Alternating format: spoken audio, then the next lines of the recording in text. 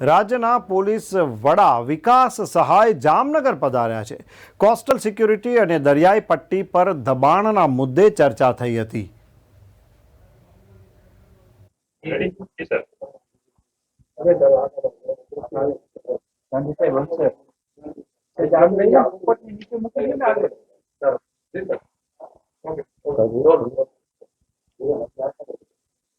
આજરોજ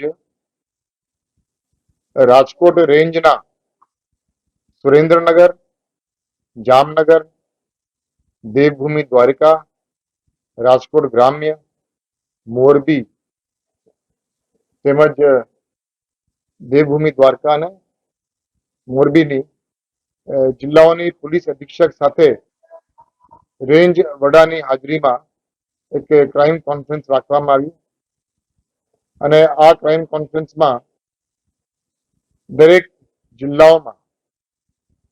ક્રાઇમની દૃષ્ટિએ જે કંઈ કામગીરી થઈ રહી છે, કાયદા અને વ્યવસ્થાની દૃષ્ટિએ જે કામગીરી થઈ રહી છે અને પોલીસ વેલફેરની જે કામગીરી થઈ રહી છે તે બાબતે અલગ અલગ વિષયો ઉપર ઊંડાણપૂર્વક ચર્ચા કરવામાં આવી અને મને જાણીને ખૂબ આનંદ થયો કે રાજકોટ રેન્જના વડાના અધ્યક્ષપણમાં તમામ જિલ્લાઓમાં પોલીસને લગતી તમામ બાબતોમાં ખૂબ સારી અને પ્રશંસનીય કામગીરી થઈ રહી છે। તેમ છતાં